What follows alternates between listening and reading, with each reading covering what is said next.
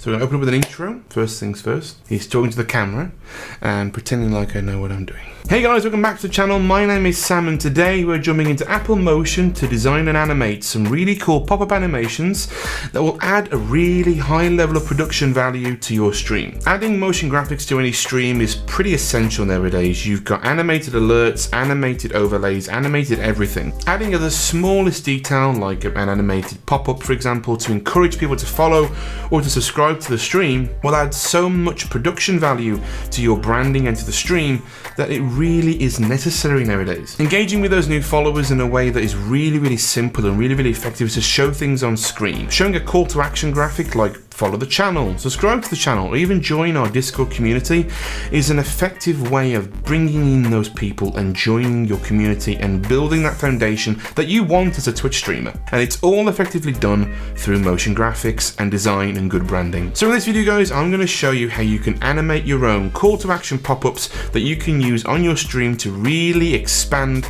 and personalize your stream.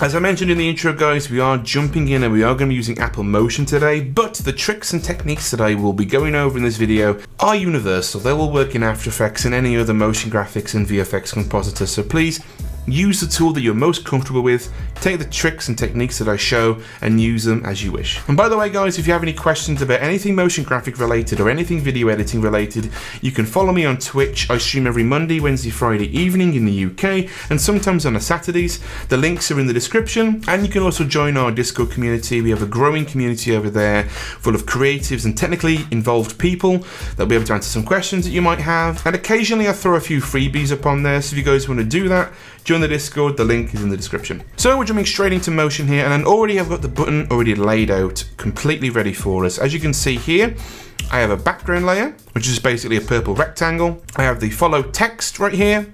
I have a small heart icon and heart shape that I found online. And I also have a mouse icon as well, which we'll be animating. Both of these are in their own groups.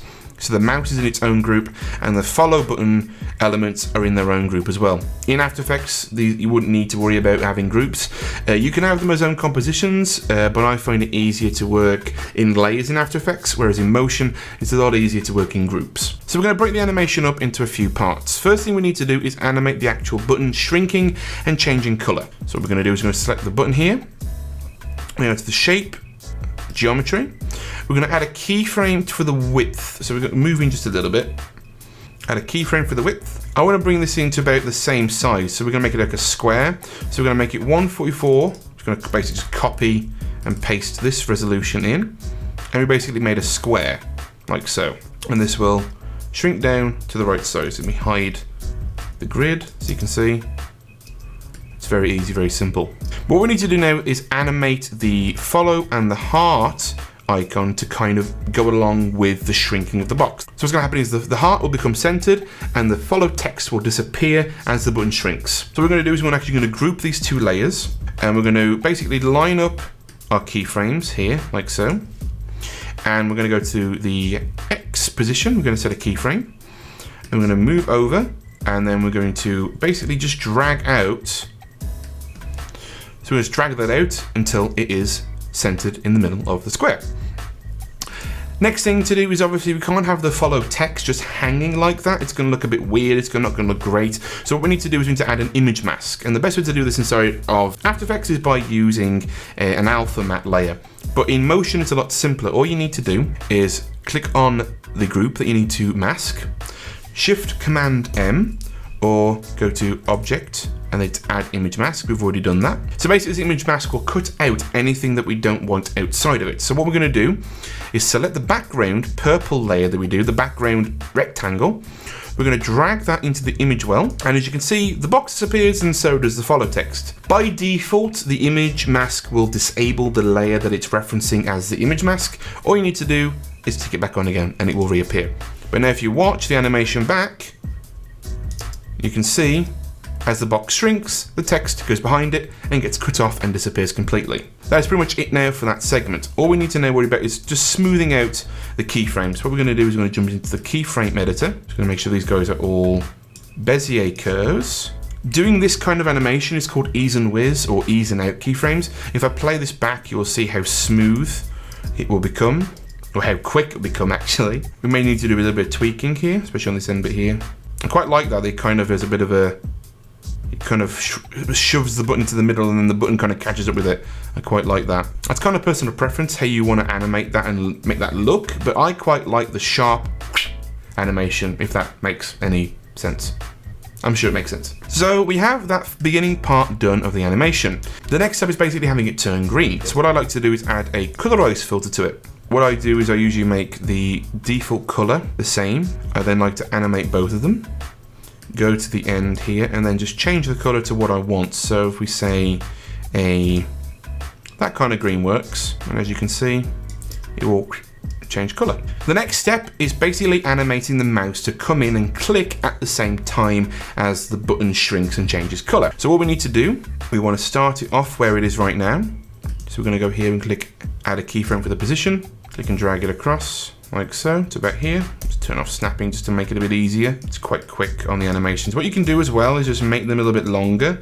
If you find that things are moving a bit too quick, just make the animation longer. We're actually going to make the mouse move a little bit quicker, I think. I think the mouse moves a bit too slowly. It's going to move across. It will click at that moment. And the best way to do the click will be to animate the scale. So we're going to click the scale. We're then going to move forward a few frames, add a keyframe, move it forward, add another keyframe. So what we're going to do here is we're going to just scale it down to like 5. Again, I may even tweak the end position here just a little bit so that it's actually clicking on the button like that, as you can see. So if we hide everything off, you'll see we'll animate on and then click. What we need to do now is just get the right kind of timing together. We're going to make these continuous keyframes because with the mouse, I'm not entirely worried about the animation because it's only a short part of it. I'm not completely worried about making that too clean and too tidy. And then what we're going to do is we're going to actually copy and paste one of these keyframes across. And then we're going to make these guys linear, like so. Make this one continuous. Make this one continuous as well. I want to delay when the green box sort of fades in and animates in. So I'm just going to grab all these keyframes that we've done for the button itself. I'm just going to push them back a little bit. So there's a bit of a delay between the rise of the click and the actual animation of it shrinking. So we've delayed things a little bit. We've got the timing sorted. Everything's looking really, really nice right now. Normally with web design and UI design, you'll have reactive elements that will kick in. So when a button is clicked on a website, it usually turns white or it interacts in some way with the mouse. We're going to do a similar thing here where the button is going to shine white just for a split second and then it's going to go back to normal. So what we need to do is click on the actual follow button group itself. Because remember, we divided everything up at the beginning so we can animate things independently. So when the button gets clicked, like here, right about here, so we're going to add a color, add a brightness, and then we're going to add a keyframe, move forward a few frames. We're going to take it up just a little bit, it's not a lot. Go here, add another keyframe.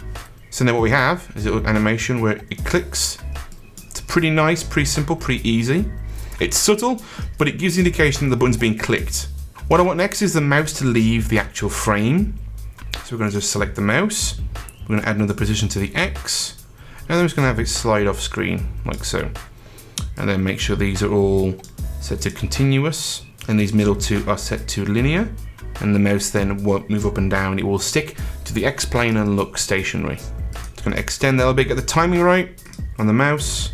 So we have a pretty solid animation foundation. That's not meant to rhyme, but it does, and I quite like that, so we're going to go with it. All that's left to do now is animate the button coming down and then disappearing again. And then all of that will tie all together and we'll position it in the right place on the screen. And the easiest way to do that is to grab the follow button group, add a position for the Y, bring that forward a bit and then animate it up. And for this kind of animation, I'm going to make it just smoothly slide down. So we're going to drag out these Bezier handles. So the button comes down, gets clicked, shrinks, and then it's going to disappear again. Copy and paste the keyframes and just reverse them. Just drag them, right click, reverse keyframes, boom, and the button will slide back up. All that's left to do now is put it into the right spot on the screen and then we can export it. So we have a contents group here. All we need to do now is just scale it down, put it in the top right hand corner like so. I usually like to put on tile safe guides like this. Position it in the right way. We'll go to where the button is actually completely full, like so. As you can see, it will animate on, animate off in the top hand corner of the screen. What you might find is you might feel that the actual mouse moves in a bit too early. So all you need to do is grab all your keyframes. This is the tedious part. Just finding all these keyframes. It's tedious. It's annoying, it's tedious, but it has to be done. Select all the keyframes that are in sync with, and just click something else and lost all of my selection. Right, we're doing that again then. We're then going to click brightness. Okay, and then we're going to go to the icon and text and the background. And then I'm going to just offset the keyframes just a little bit. So it will animate down. Click. Oh, I've missed something. Yes, I have. I missed the tint. The background tint layer. Here we go. It's fine. We can grab that and drag that forward as well. So now that will animate at the right time, at the right place. You have now completely, on your own and independently, animated your own pop out call to action button that you can use on your stream. You can add little extras if you really wanted to. You can add a little bit of a bounce to the animation. You can add a bit of a drop shadow to it. That is all personal preference and that is completely up to you guys. I will let you guys be your own creative influence on those decisions. But from here, the next step is just getting this now into OBS and adding it to your stream. And the best way of doing that is having a codec which supports transparency like Apple ProRes 4444 or AVI or the animation codec. Any codec that will support transparency is the one you need to use. So what we're going to do is going to click share and export our movie. We're then going to make it a ProRes 4444 which will have transparency. We're then going to click next and put it in a place you'll always remember, the desktop.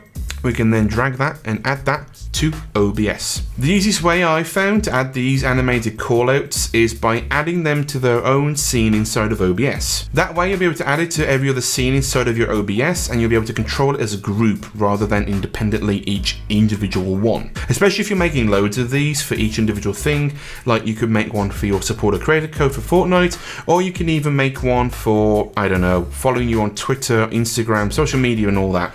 You can make loads and the possibilities are endless with these, but keeping them in their own scene will keep things nice and tidy and will save you a headache when it comes to adding them. So the first thing you want to do is make a new scene inside of OBS and call this one video overlays. From there you need to make a new media source and call this follower graphic. You then want to locate the file and make sure restart playback when source becomes active is checked. You can do any final tweaks to the sizing here inside of OBS. Then all you need to do is jump into your settings. Go to your hotkeys, find the video overlay scene, and under show and hide video graphic, give it the same keyboard shortcut. Then all you need to do is put the video overlay scene into any other scene you have inside of your OBS. Then once that's done, all you need to do is push the button whenever you want to on stream, and then the animation will be visible for everyone to see. Another way you can do this is by using a Stream Deck and set up a multi-action event to take advantage of enabling and disabling the source with a delay in the middle.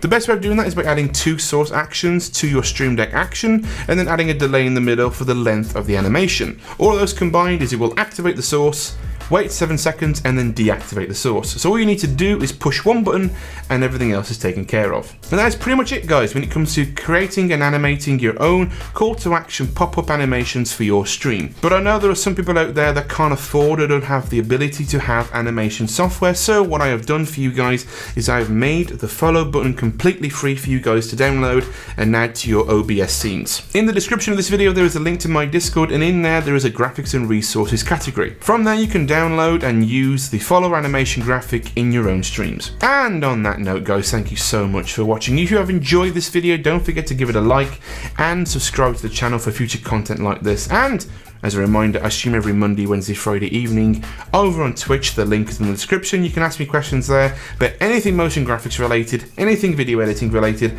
I'm there to help you guys. And if you want to be part of the community, there is a link to my Discord in the description. We've got loads of awesome people over there and I can't wait for you guys to be part of the community also. And if you guys have any feedback or want to share your own things from your Twitch and any ideas that you guys have had to help expand the branding and graphic design element of your streams, leave them in the comments below and help somebody else out. I want to share this along, get people really creative and really involved and get some real good ideas going. And with that guys, I hope you've had fun watching this video. I hope what I've said has helped you today, and as always, have a great day. I'll see you all in the next video. No. Don't. I'm distracted. I'm distracted. Nice one. The ring is in close proximity. Yeah, boy! Got him.